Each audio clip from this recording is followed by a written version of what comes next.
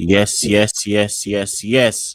We hear about half an hour after the second test finished between West Indies and Pakistan. We lost by 109 runs. Of course, as ever, if you are with us live, say hi in the chat. We'll put your comments on, so on and so forth. But this is Rum Shot Diaries, Season 1, Episode 7, the West Indies versus Pakistan second test review, and I guess by proxy, a series review as well. Santoki, what are you saying about the 109 run defeat? Fam, we've relinquished the title. We were top of the World Test Championship a few days ago. All was looking rosy for West Indies Test cricket. We've given up the #1 spot, Mash. Is there any chance we're getting it back? How many of the nations in the World Test Championship are going to be able to say they ever made it to #1 though? So we touched the summit.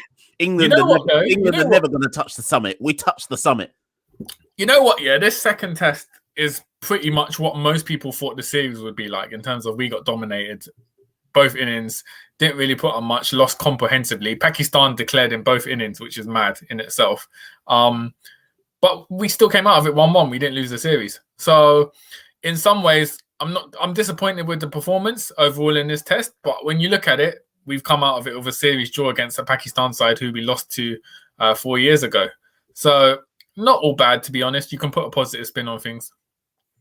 Yeah, I think near the end, just before Shaheen got Josh, right at the end, I put up a tweet where I said, and if anyone who's new, there's a lot of new names in this chat that I've never seen before. So very quickly, actually, before I get into it, big up man like Shreyansh. Sorry if I say your name wrong. Tizik is in here. I think that's about the batting being rubbish. Eliza is in here. Relinquishing top spot. Yeah, but we touched top spot, so it's all good. Yeah. But before Josh got out, I put up a tweet which said, and I want particularly the West Indian fans in here, because I think there might be a few Pakistani fans in there as well. At the start of the year, Santoki, if I'd said to you we're going to play Bangladesh away, Sri Lanka at home, South Africa at home, Pakistan at home, how many of those series would you honestly don't try and use hindsight now? How many of those series would you have said at the start of the year, yeah, we're going to lose that? Bangladesh, definitely. I'd assumed we'd lose Bangladesh. Sri Lanka was always most likely a draw, potentially a win. Sri Lanka being the most likely. South Africa and Pakistan, I'd expect to get demolished. So in that context, as you rightly point out, it's been a successful year so far for a West Indies squad, which has been in transition when you think of the amount of players who have broken through and been changed and things like that. So, yeah, I think West Indies Test cricket's in a lot healthier position than it was this time last year, I would say. Yeah, and I think it's important, but that doesn't mean that we're not going to criticize what happened in this test. But I think it's just important to put into context for everyone that in the grand scheme of things, this is still a positive year. We do have to go to Sri Lanka. It's going to be announced very soon.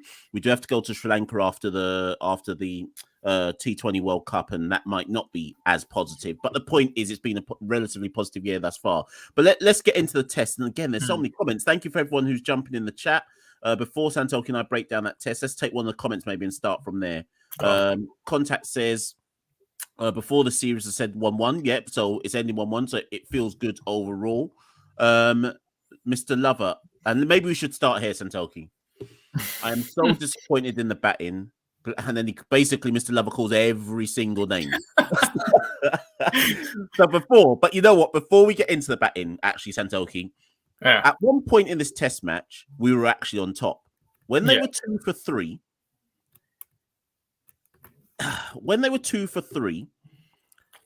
if you have a side 2 for 3 on the first 3 overs of a test match, you really should go on to win that test match. You know, you're really supposed to press home the advantage and go on to win. But the minute Babar and obviously Fad got cramp and then came back, whatever. But the minute they put on that score, I think I tweeted at the time, we just need to bat well once. But the only reason I tweeted that was because I knew we wouldn't. But I was like, we just have to try and bat well once, knowing that was going to be a big problem. But how did you see the first innings? Yeah, firstly, I think it's typical West Indies. West Indies probably the only side in the world that can have a side 2 for 3, and that side still declares. We'd even bowl them out. Like that was ridiculous in and of itself. I think we carried the momentum from the win in the last test to blitz them in the beginning. But again, the bowling sort of went wayward. I felt like we were relying on Roach to make another breakthrough when that didn't happen. You can't expect Seals at this stage in his career to be consistent with his electric performances. So the bowling just felt flat. And then obviously it was a masterclass from Fawad Alam. We'd called him out before as someone to watch before the series. He just looked confident. As we've seen him bat overseas and at home scoring the centuries, he looked confident. Nobody could get him out. And he sort of took the match away from West Indies. Other than that, I would say, obviously Babar Azam played well. 302 for 9 declared. At that point, you thought it's going to be tough for West Indies. Like you said, they'd have to put in one big performance to kind of get there. But it was tough to bat on, and we'll get into it now, Mash. The batting from West Indies' perspective. If we look at it, first innings, and Nkrumah Bonner, good to see him put up runs. Unfortunately, he was the only one that put up runs. He got 37, top scored with a 37. Remember the South Africa series? Was it Jason Holder top scored with like a 20-something? So Bonner, absolute Bonner for that valiant 37. He top scored. Other than that, Mash, oh man, looking at these figures. And the thing is, some people will be watching this thinking, how can you two laugh about it? But the thing is, the batting can be so poor that you have to laugh. There's no point in getting vexed about it. Like, you and I, Santoki, have seen this so many times that it just gets to the point where I laugh. But to run through the full scorecard of the first innings, so Brathwaite 4, Powell 5, Bonner 37, Chase 10, Alzari, I think, came in as a night watchman, got 4, Jermaine 33, Mayer's Golden Duck, Holder 26, Josh 6, Roach 8, Seals none. 150 all out. And to be honest, Santoki, even though, and for everyone who's in the comments, there's so many comments flying that we're probably going to miss loads of the comments because we're just trying to dissect the test. And in fairness, most of you in the comments are actually talking to each other as well. So more power to you lot, but we will pick some comments out. But the minute we got 150, Santoki, even though, and I think I saw Contact put a point up about it, about the rain. Look at this. Yeah, this point from Contact. Only West Indies could lose a test match when we had a side 2 for 3, and then the whole day and a half was rained out. Listen, the weather god said to West Indies, look, we'll give you a whole day rained off. Even the next day, we'll put a puddle there so you don't have to play for a whole session, and we still managed to lose. But Mash, let's get into the batting, you know what, yeah? Because a lot of people criticizing Jermaine Blackwood, obviously, as we've seen, for what they class as his reckless batting, his sort of attacking batting. If you look in the innings, Blackwood and Holder, particularly Holder across both innings, tried to play aggressively, counter-attacking innings. Would you say that was the right approach in this match? Is there at this point, if your team's scoring that badly, is there anything wrong in just saying, you know what, I'm just going to smack it around? That's the only way to go. Or do you feel like they should have been the batsmen in the test arena should have a more purist approach to things? Well, here's my take. And obviously, those who follow the channel will know I did that cuss out session where I spoke about the importance of Jermaine Blackwood to the West Indies team.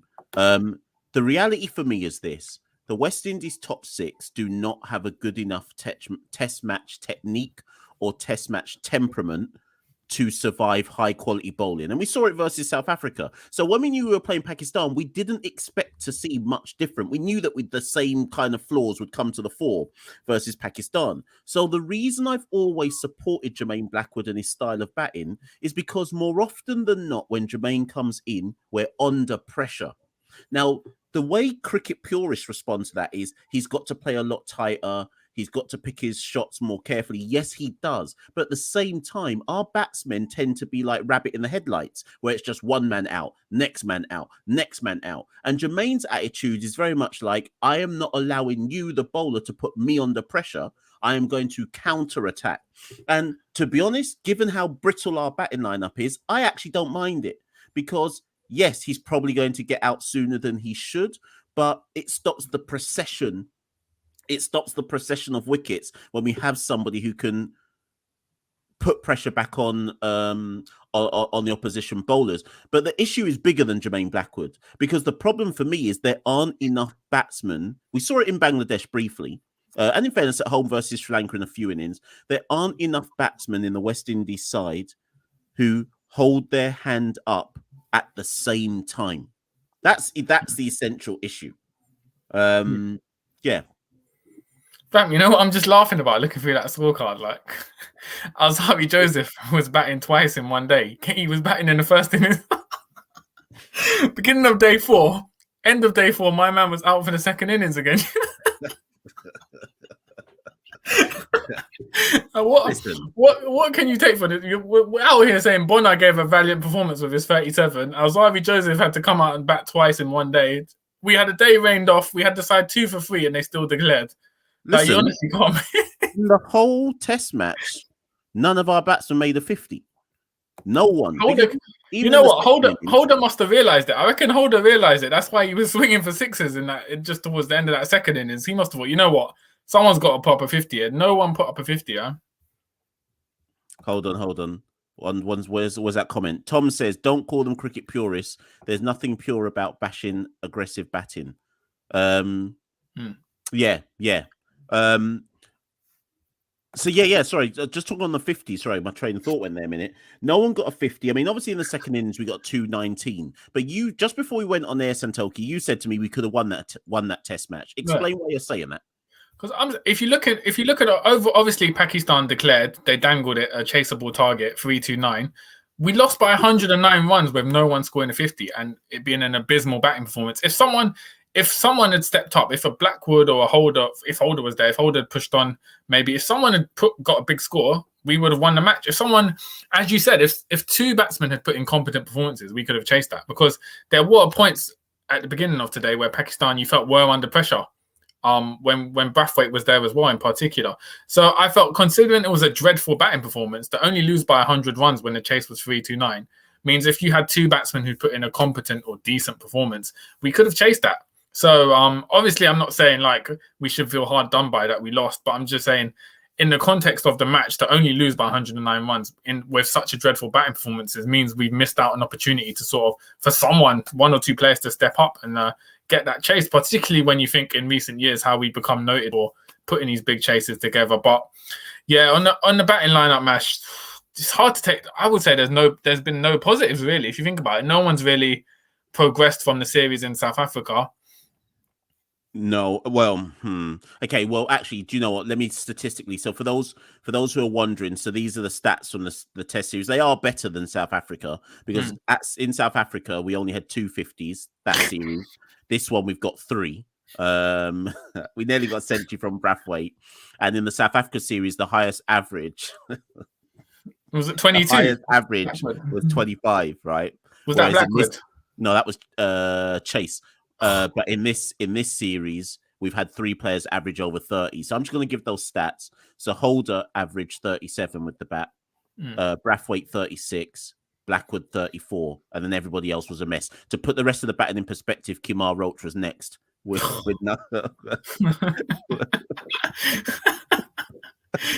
with 19.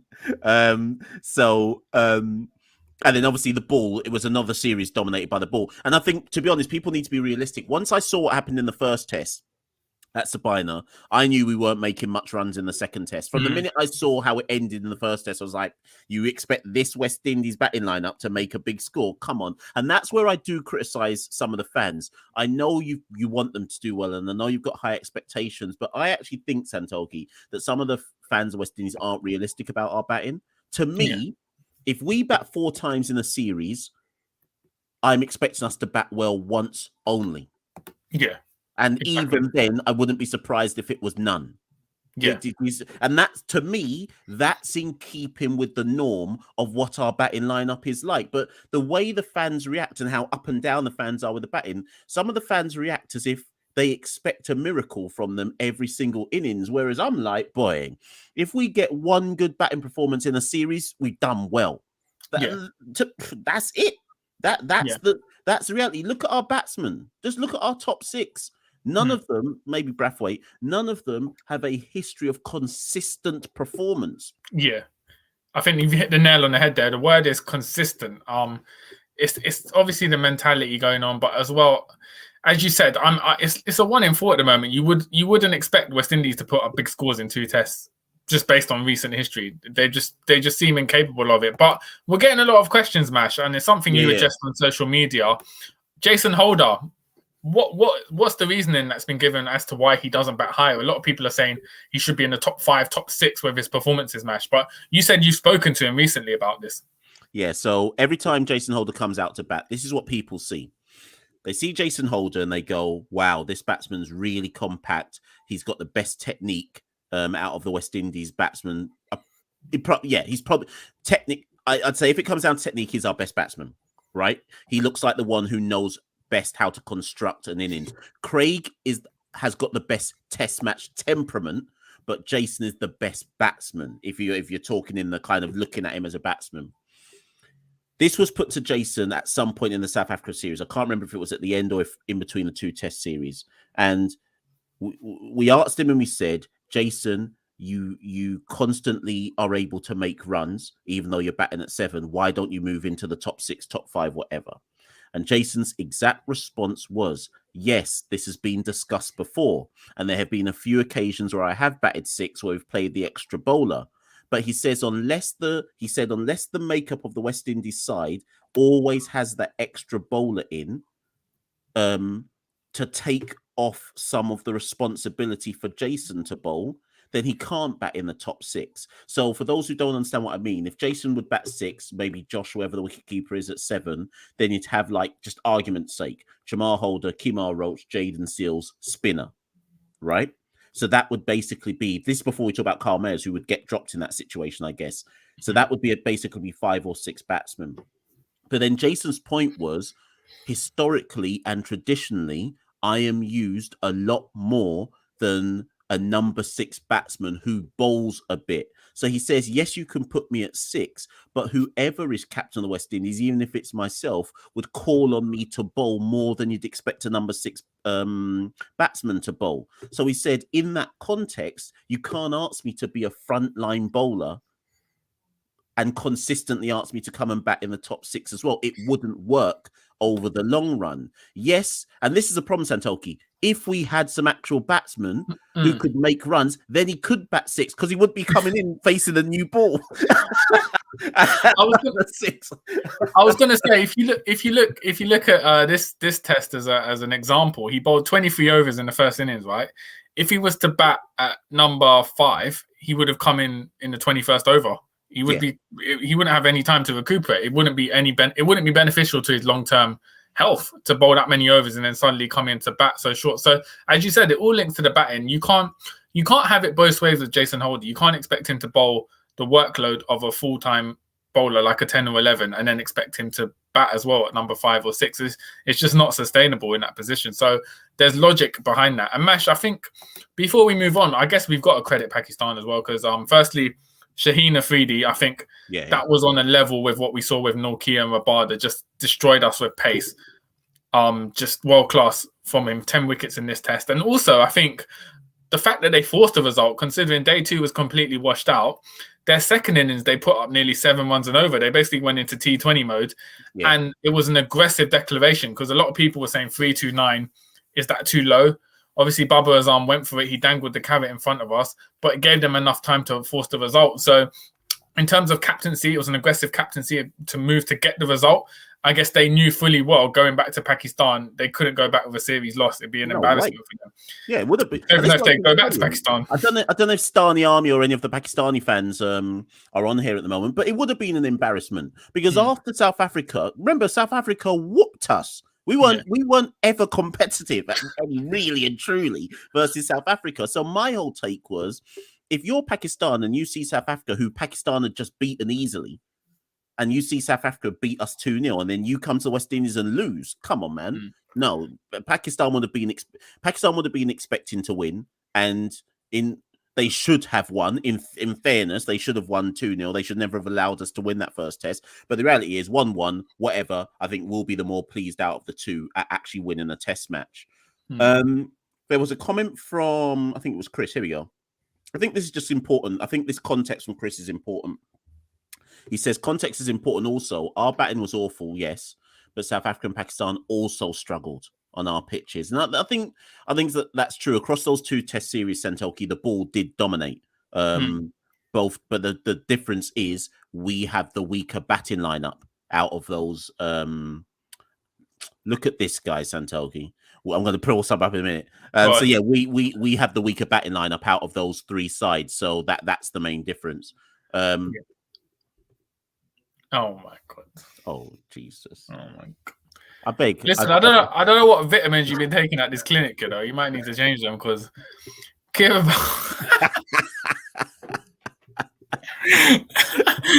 listen. I don't don't you know what, Mash? Let's get into it. The opener debate. So we said on the last rum shot with Nikhil, Kieran Powell should get this second test to prove himself, prove that he can put a big score. Last chance saloon as you would have it. So what did he get in the first innings? He got a 5. So that's 1 foot. That's 1 foot out the door. Second innings, he was building. My man with a valiant 23. I don't know what happened, man. That run out was just for the run out. He can't be picked ever again.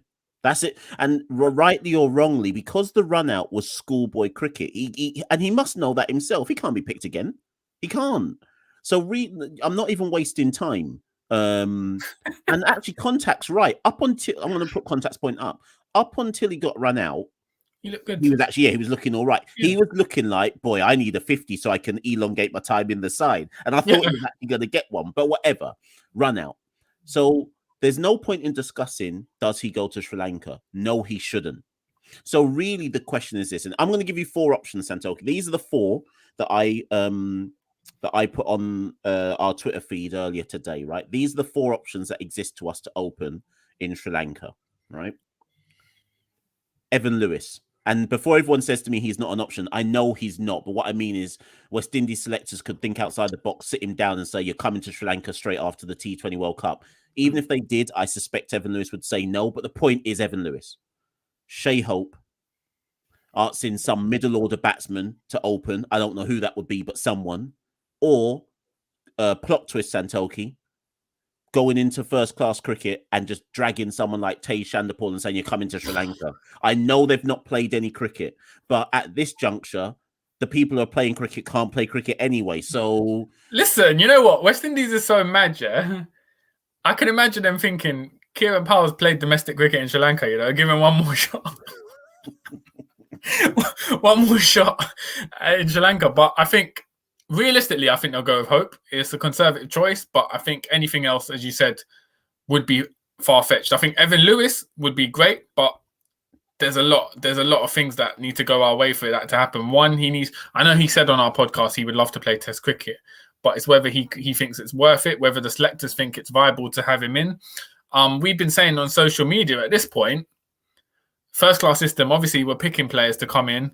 It's not working out. Where's the harm in picking the likes of Apura and Hetmeyer, Lewis? If they're available, if they're willing to come, what's the harm? You put them in a 2-test series, see what they can do. If it comes off, it comes off. If not, we go back to where we were anyway before they came in. So you could say there's no harm in that, but I think they'll go with Shai Hope just because as much as we've been in favor of the coaching policies since Phil Simmons has taken over, it has tended to be slightly conservative in terms of selection. So I don't think they'll go as far afield as picking a Lewis to open. I think they'll go with Hope and say, Hope, listen, you've got to prove yourselves in these 2 tests against Sri Lanka. But then if Hope does a PAL and low scores in both tests, where do you go from there? Right. I'm so glad you ended with that comment because this is my next question then. So that will take us to the end of 2021. Obviously, we go to Pakistan for the ODIs at the end of the year. But when we get into 2022, Santoki, that will basically be 2 years since any red ball cricket took place in the Caribbean, right? Listen, have you got Tej Chandapal's number? What's he been doing all this time? I want to know. I want to know what Caribbean cricketers have been doing for the last 2 years. Obviously, a lot of them have gone to America to play that minor league cricket, but that's why flipping Rajendra Chandraker is in flipping America. Even he's trying to make a living. But by 2022, that'll be 2 years since red ball cricket was last played competitively in the Caribbean. There is no guarantee with the COVID situation and vaccinations that I don't think we'll even have a red ball season by March 2022. So when England turn up in March, Santoki, what are we going to do? Because we still won't have had a red ball season, and people who would have failed would still be there because there's no one to replace them. I know exactly what's going to happen, Mash. I can tell you now. When we play England, Sky Sports are going to pull up the footage of Headingley 2017 and they're going to say they're going to ignore the last 4 years, and they're going to say Shai Hope is the man to watch, and Shai Hope will be opening. It's an act like. It's a mess which I don't blame Cricket West Indies for. COVID is COVID. I do not know what we are supposed to do in the Caribbean when we have no cricket.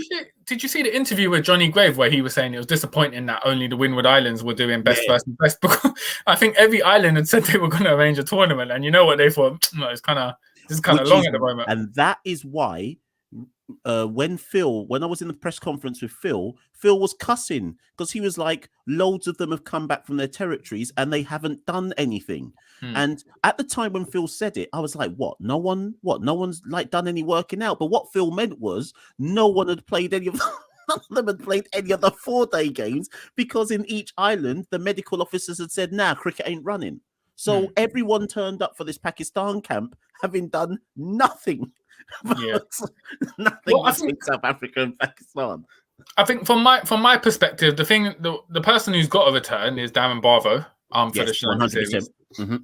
Just based on his form in overseas conditions, he can play spin really well. Darren Barvo's got to come in. The case is then who opens. If does Shai Hope open or do you move someone up to open? Don't even know. Do you know what? At this rate, if Hope is obviously going to play in Sri Lanka. I think you and I both know that. Yeah. But say that failed. Do you know who I'd put there? At this point, you're probably going to have to force Josh De Silva to open. Yeah, I was literally thinking it's really harsh on him. But at this point, if you're looking at the order and trying to construct it, you might have to just say, well, you've opened. But again,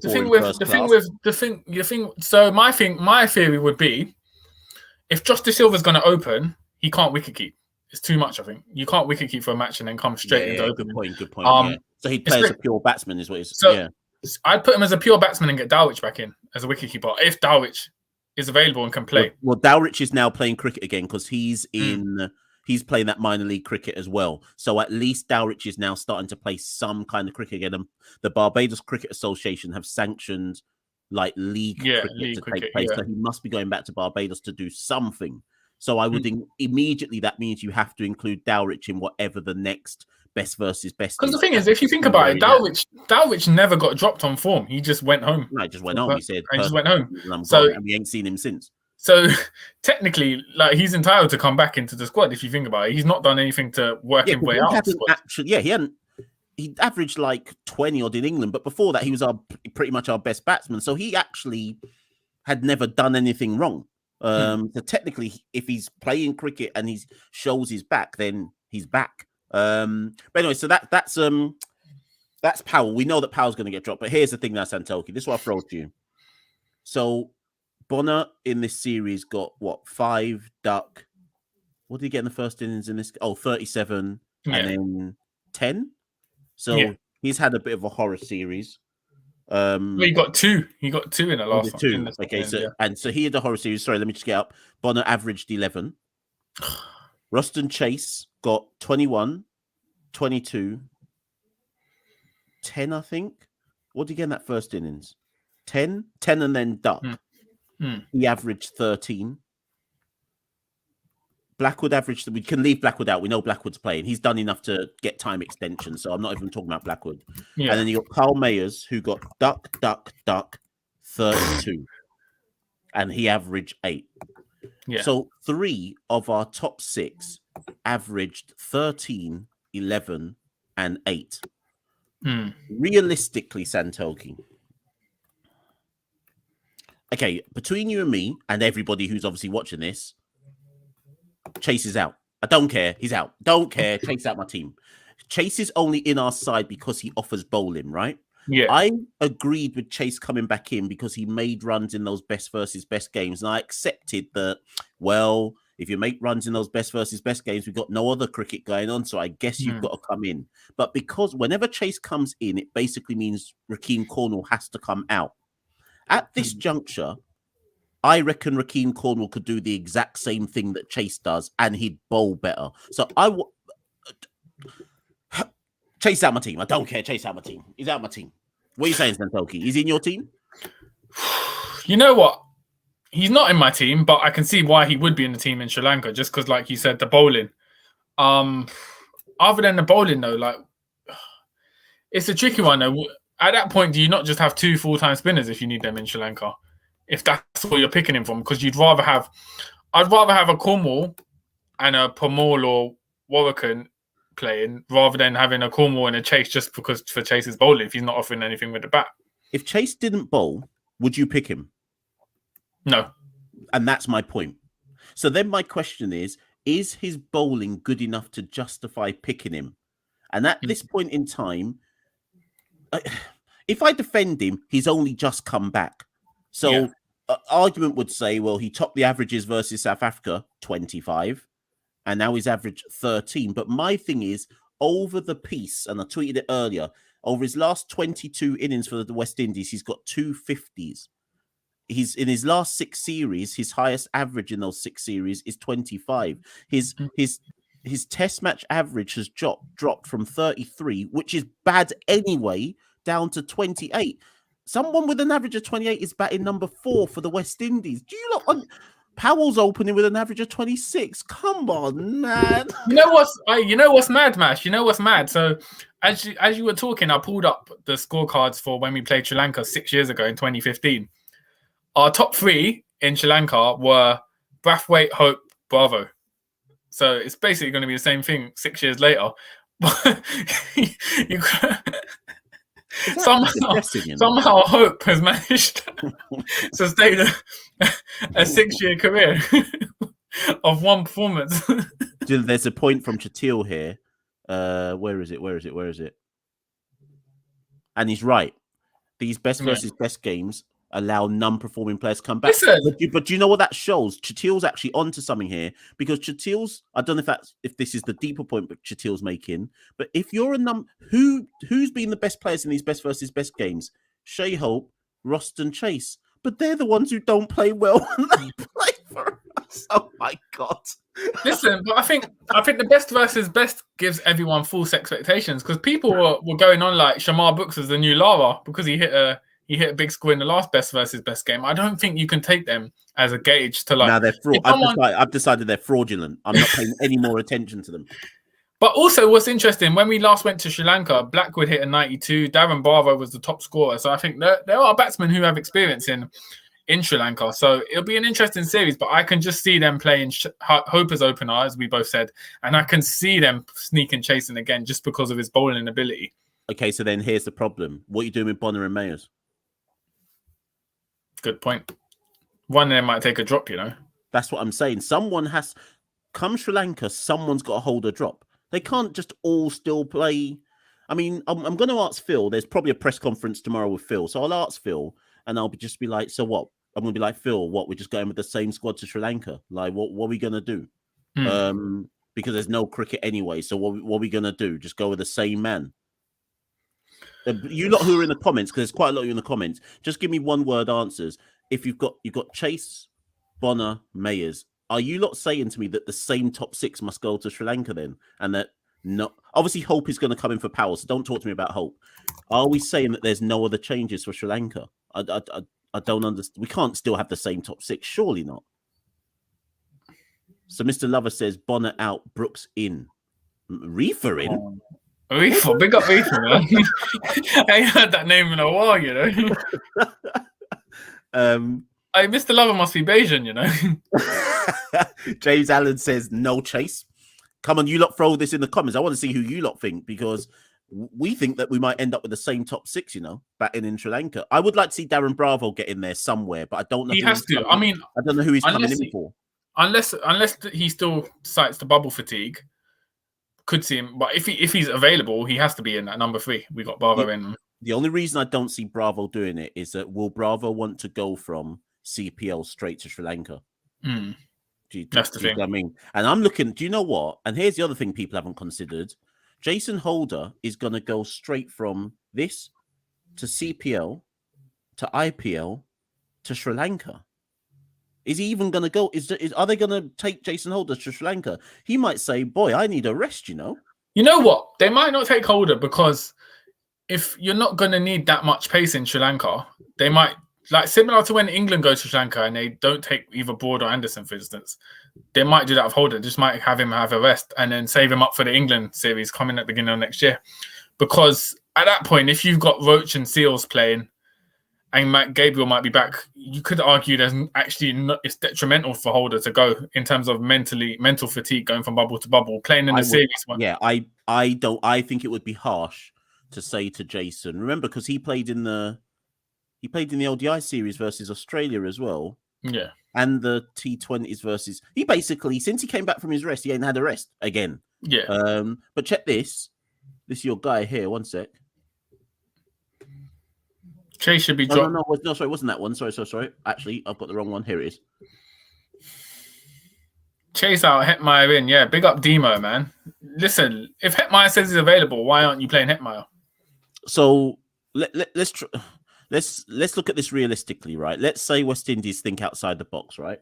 And the selectors say to Shimron and Nicholas Puram, they're not going to, but let's do the fancy thing. They say to Shimron and Nicholas Puram, oh, but they're playing IPL as well. What's the chances of them doing CPL, then IPL, then Test cricket? Is it they really gonna do that? And the thing is, don't forget, like Hetmeyer has shown in the past, like he's not too keen on the bubbles. Like he pulled out of the England tour last year and all that kind of stuff. So I can't imagine him. I can't imagine him jumping to the tests, especially after such a long series of T20 matches. And also, a Sri Lanka series isn't prestigious to players, realistically. It's an arduous tour for what people would say was a low interest series. So England series, you can imagine guys would put themselves forward because it's a big headline series. But Sri Lanka, I don't know if they're gonna commit unless they really want to play Test cricket. If any of those players said, I'm going to Sri Lanka, that's when you know that they are actually serious and they really, really want to play red ball cricket. But you're right. Who's really saying, yeah, I just done CPL and IPL, I want to travel to Sri Lanka? No disrespect to Sri Lanka, but who's really who's on that? Who's really on that? So actually, we might as well not even bother talk about Hetmeyer and Puram because I can't see it. Demo's back, he says bring back John Campbell, but oh my god! But do you know what's funny about that? We were cussing John Campbell, but I'm gonna actually defend John Campbell now because I'm gonna defend John Campbell because when everyone was cussing John Campbell, the reason everyone cussed him is because he didn't make enough runs. But do you know what John Campbell could at least do? See off a bit of the new ball. He could. He could at least stick around for 15 overs and then get out for 22. And we were cussing that. But I would love for that to come back now, just for someone to see off the new ball for a bit. Man said he's reminiscent for the good old days of John Campbell. Listen. The amount of times I saw Nkrumah Bonner coming in and less than 4 overs had been bowled, and that's why I felt sorry for Nkrumah Bonner. I was like, you don't even bat number 3 for Jamaica, and you're coming in international cricket at number 3 every single time with less than 4 overs bowled because we lose wickets so easily. You know what? We're having a couple of names thrown about. So we've got Jason Mohammed, Fabian Allen, Devon Smith. Nah, I think Devon Smith is that. Even Jason Mohammed, I don't think. What would be the benefit of that? Because he's 34 at this point. Yeah. It'd be a stopgap option, but he's not someone who I don't think could step up to Test level. Fabian Allen would be brilliant, but I know he played the Red Bull games in New Zealand last year. But I don't, similar to Puran Hetmeyer, I don't think he'll play CPL, IPL, World Cup, and then jump into a test in Sri Lanka. Do you know I forgot World Cup in that CPL, World Cup, IPL? None of these. No, so I forgot World Cup in that. None of these players are coming to Sri Lanka. So I'm not even talking about it anymore. I forgot that there's a World Cup in between CPL. Wait, no, it's CPL, IPL. I don't know the order it's going. It's CPL finishes September. IPL starts September to October. World Cup October to November. So I'm assuming we'll go to Sri Lanka late November, early December. Nuts. Yeah. Everyone stop talking about Puran and Hetmeyer. It's not happening.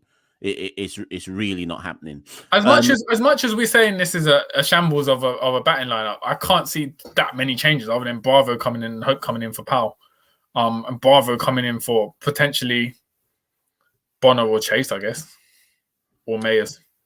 I would say that if they had to, I still think, and then what's your take, Santoki? I still think that Bonner and Mayers deserve one more tour. But you can't. Yeah, of course. I still think it's way too early to talk about dropping them. So basically, since they did well, they've had 8 at bats. In fact, not even Bonner, because Bonner had the concussion. So like Bonner's had like 5. So Bonner's had 5, Mayers has had 8. Just to use these as an example, Chase and Hope, for example, got like 25 plus innings in a row before people finally said on form they need to be dropped. So as much as there are legitimate question marks to be asked about Mayers and Bonner, and if Mayers and Bonner in terms of are their batting stats now evening out, which would make sense, you can't judge them. You can't judge them based on. Yeah, I just think it's unfair. I think I'm not expecting Sri Lankan. They'll come under a different test in Sri Lanka. It's not going to be trial by pace like it's been in South Africa and Pakistan. So I think you need to see how they do in Sri Lanka. And if they both had a lean trot in Sri Lanka, it was failure for 4 innings straight again, then there's legitimate question marks. Yeah, 100. And I think things will find a way to work itself out. Like, for instance, Holder will probably not go to Sri Lanka, you'd imagine, on paper. So you could slot in a Bravo and kind of rejig from there. But I think as well with Sri Lanka, you will see probably a few more players not go just because of the kind of everything with the bubbles and everything. So we could see it all work out. But as it stands, if everyone goes, you are going to have a bit of dilemma in terms of slotting Darren Bravo in, and who do you drop out? Obviously, the obvious choice is Chase, but as we said, because of his bowling, you could find him sneak his way into that 11. Yeah, and in fairness, with the ball as well, I'd like us to not take Kemar Roach. I don't think he should. People are gonna be like, "What?" I'm like, Kemar Roach isn't effective in Asian conditions, so why bother taking him? Let him rest. I would leave Kemar Roach at home. I think you take your express paceman, because express is express pace no matter where you are, but you primarily go with your spinners. And actually, Santoki, you're going to be shocked here, but because Jamel Warrican was ineffective when he got his chance, I actually reckon that might now open up a chance for Permol to leapfrog him, Listen. So it wouldn't surprise me to see Permol and Cornwall be the 2 who get the goal in Sri Lanka, but we'll see. Yeah, we'll see. I mean, wasn't Warrican has been effective in Asia though. That's the only thing. Permol, as much as we say Permol is like Shane Warne in domestic cricket, like just 50 wickets every season, like, but he's not really had a great Test career, and he is getting older, so you wonder like what is Permol. Permol's one of those things where I feel like it's a case of the longer he doesn't play, the bigger his reputation grows. Just because people are like, oh, Permol's not playing, but he's our record domestic wicket taker. But I think Warrican is still probably a better shout than Permol at this point. Yeah, I mean, I guess based on what he's done in subcontinent conditions. Yeah. Right, last thing, Santoki, because we said we were going to do it, and then we actually didn't do it. So, man said Jofra Archer in, Roston Chase out. Right. So just series ratings for this test. We're not going to do it for the series. I think for this test. Just for this test. So very quickly, obviously those of you who are in the chat, because there's still loads of you in the chat, you can give your ratings as well. So Craig Brathwaite got a 4 and a 39 today. That 39 was 147 balls. 6. 6 and a 5. Yeah, fair enough. Yeah, I mean, the second inning, it was a valiant performance. He tried his best to kind of be the anchor, but ultimately as well, you'd expect more from him, especially after what he done in the last test and his experience. So I'd say 5.5. Let's settle on that. Yeah, somewhere, yeah. Loads of people say 5 or 6. So yeah. Kieran Powell. Listen, there's a -5, bruv. Mine straight away, bro. That run out, man. 5 and 23 with the ridiculous run out. No, I have to give him a 2, because, or maybe even a 1, because obviously the 5 was the 5. The 23 in the context, I know 23 sounds low. In the context, he looked confident, comfortable, but that run out, shambolic. So I'll settle with a 1. I'm saying 1 as well, because the thing is, we talk about 23 like man made 100, That's the way we talk about West Indian cricketers, you know. It's like, oh, it was a solid 23. like he made 75. I'm saying 1. The run out, he's lucky that I don't go into minus because of the run out, so I'm going to say 1. Bonner got 30, I think it was top score, yeah. Top score, 37 off 116 balls in the first innings, and then he got 2. So I have to get. Although his whistle today, the ball jagged massive. I don't know who was watching live, jagged massively off a crack. But so yeah, I'd give same as Brathwaite 5.5 to be fair. Similar type of similar kind of 2 innings in it. So yeah, if I gave Brathwaite 5, I have to give Bonner 5. Yeah, exactly. I'm just have to go similar there. Chase 10 and a duck. Did he even bowl? He bowled 8 overs. Did well in the first innings. 8 overs, no wickets. He got no wickets in the whole series. 10 and a duck, 0. Boy, man said Kieran Powell's run out deserves more acclaim than that. You know? 0. 10 and a duck. Your number 4 batsman. Nah, 0. No, I'll give it a 0 then. I agree. People are saying 2 and 3 for Chase. Oh no, there's a couple ones in there. What did you say? Wait, what did you say? I'll give it a 0.5. Okay. I'll average the 0 and 1 between us. Blackwood 33 in the first innings, counter attacking 33 and 25 in the second. I've got to give him a 6 for that. To be fair, 5.5. Fair enough. Yeah. It kind of just is what it is, you know. Listen, when I saw he got double figures in both innings, you know, I was like, wow, that's a world class performance. Like, oh shit, a 30 and a 20, bloody hell. You get super excited at a 30 and a 20. 5.5, man. You know what? All right, Carl Mayers, golden duck in the first innings. Did he bowl? Let me see if he bowled. I think he got one wicket. 1 wicket in the Pakistan second innings and none in the first. So he got 1 wicket in the match, golden duck. But then he did do a small comeback of 32. He was actually looking good with that 32 as well. And then listen, it started raining, or it was about to rain, and he tried to charge Shaheen, you know. Yeah. Oh my God. But the 32 was looking good till that. 3. Okay, I was going to say 4, but we'll average it 3.5. Yep. All right, who's next? Holder? Holder. He's man of the match for West Indies, pretty much. 4 wickets. 26. How many wickets did he get? 4. 2 in each. So 4 wickets, 26 and a 40 and a 47. Bloody hell. Right. For West Indies, that's 10.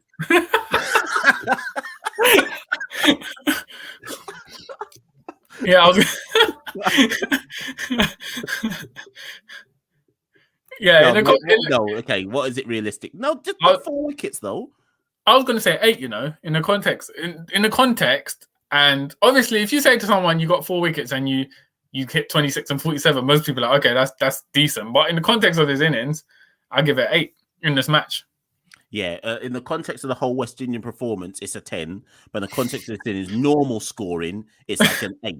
But for the West Indies, it's obviously listen, to hit a 47, man, coming down the order with that lineup is the equivalent of Lara's 400 at this point. Yeah, exactly. Yeah, Josh De Silva. All right, so Josh De Silva.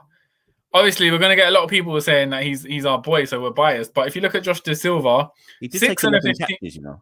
6 and 15, but his wicket keeping ability, for me, it was a dramatic improvement from what we've seen. I mean, usually he's good, but I would say he was excellent behind the stumps. This was the best match I've seen him behind the stumps. Yeah, for sure. So 11 or 12 catches in the match. The problem is batting at 8. What is he real? His batting style, I noticed it today as well, right? His batting style, he actually should be batting. He should be batting up the order because he doesn't have the game to bat quickly when he's stuck with the tail. So I think I said this in the last Rum Shot. Like how many runs can he truly make at number 8? So anyways, that notwithstanding, for the catches, I'll give him a 6. Yeah, I was giving him a 6. 6 is fine. Vote. So now we got. No, I said Joseph. I like Joseph, the night watchman. So you got 4 and 17 or something? and then what did he do with bowling. Oh, his bowling was poor, man. You know what? I give him a 4 for the night watchman because he did look composed with the bat, but dreadful with the ball, man. Which is what we brought him in for. So hold on, just want to show that Vitamin said 1 out of 10 for De Silva. I just wanted that to go up there, though. Oh my god! But sorry, what did you say for Joseph? 4. No, I think that's too high, man. Nah, think about it. When he came in as a night watchman, hit a composed 17, you know, in that chase. He looks assured with the bat, but like I said, we brought him in for the ball for the bowling, and he was dreadful with the ball. So it's between a 3 and 4 for me. 3. I was about to say 2, but because of the context of he actually did his night watchman role properly, so he gets a 3. Yeah, exactly. Roach. So Roach got 3 wickets in the first innings. Nothing in the second. But to be honest, you can't even take the bowling figure seriously in the second innings, man. Like Pakistan was just swinging. Like, did you see Brathwaite's wicket? Who did he get out? He just. Oh yeah. That was all. He just heaved it into the air, man, and got a wicket. So I think the second innings you can't. But 3 wickets in the first, and then obviously with the bat, he's not a batsman, so we can't really judge his scores at that. So I would say, what are you giving him? Well, I just need to see what his 3 wickets came at. I think what did he get again? 3 for what? 3 for 68 off 27 overs. That's solid. That's technically a 7. 3 for 68 off 27 overs. And don't forget, it was 3 of the top 4 as well. The wickets. Yeah, good point. Yeah, he made the early inroads. So I'll say 7. Technically, that's a 7. Yeah. And then finish off there. We got Seals. So Seals, first innings 3 at economy of 2.6. Got some. Who did he get out? He got Fahim Ashraf out. Afridi he got out, and Imran. But so 3 wickets across the lineup. But the second innings you felt was a harsh lesson for him. He went 32 at economy of nearly 11. Well, that was when Pakistan was swinging in that second innings. And the thing is, though, like that would have been the first time he was coming to a test where the team is just swinging. Yeah, like you couldn't control it, and they took him out after 3 overs. Yeah, he lost his head a little bit then. All I was thinking was, boy, you best get used to it because CPL, a certain man are going to slap you up as well when you start bowling in CPL. Yeah, I'd say Seals, you'd give him a 5 overall. Maybe a 6. I'd go with 5 or maybe 5.5. But no, because the first innings was wasn't it like 3 for 31? Yeah, 3 for 31 or 15, and obviously he got slapped up 6.5. He got slapped up though. 6.5 because the slapping up. Yeah, you got to bring him down for that. Yeah. So 6 or 6.5. Yeah. I know he's inexperienced. It's a learning curve. It'll be for the good thing because you have to go through that experience. But if you're giving him ratings purely on this match, right, he got slapped up.